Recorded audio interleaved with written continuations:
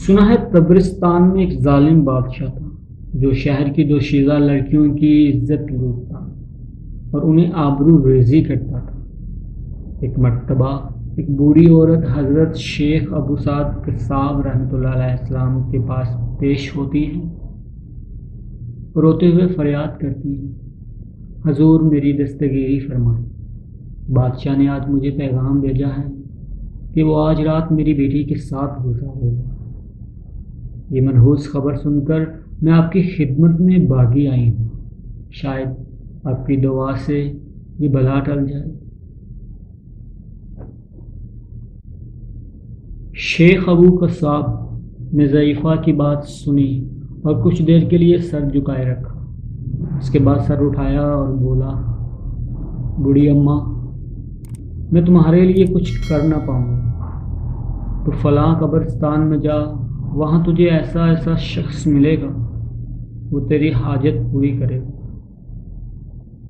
وہ ضعیفہ اماں اس قبرستان میں جاتی ہے اور اس شخص سے ملتی ہے، انتہائی خوشنما نوجوان جس کے کپڑوں سے بہت اچھی خوشبو آ رہی تھی، خوشبوؤں کے فوارے ابل رہے تھے۔ ضعیفہ نے سلام کیا اور جواب کے بعد نوجوان نے ضعیفہ کے احوال پوچھے۔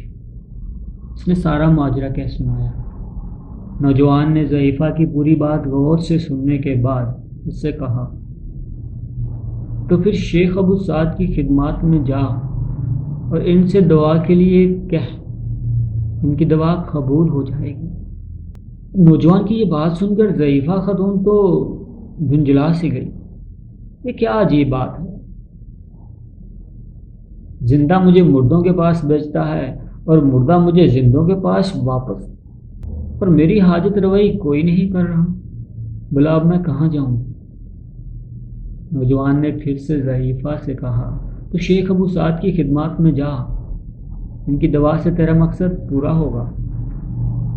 ضعیفہ پھر شیخ ابو سعد کے پاس آئی اور سارا ماجرا پھر سے کہہ سنایا۔ ابو سعد نے سر جھکایا تو ان کا جسم پسینے سے شرابور ہو گیا، پھر ایک چیخ ماری اور منہ کے بال گر پڑے۔ ٹھیک اسی وقت شہر میں ایک ہنگامہ برپا ہو گیا اور سب لوگ یہی باتیں کر رہے تھے، فلاں بادشاہ ضعیفہ کی بیٹی کی آبرو ریزی کی نیت سے جا رہا تھا اور راستے میں اس نے گھوڑے سے ٹھوکر کھائی اور وہ گھوڑے سے گرا اور اس کی گردن ٹوٹ گئی اور وہ فوراً مر گیا۔ اس طرح شیخ کی دعا سے اہل شہر سے یہ بلا تو ٹل گئی۔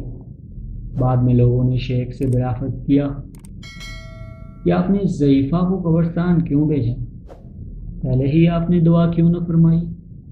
شیخ نے کہا، میں اس چیز کو ناپسند کرتا ہوں کہ میری دعا سے وہ ہلاک ہو، اس لیے میں نے بڑھیا کو خضر علیہ السلام کے پاس بھیجا، انہوں نے اسے پھر میرے پاس بھیجا، اور ایسے پلید انسان کے لیے بد دعا کرنا جائز ہے۔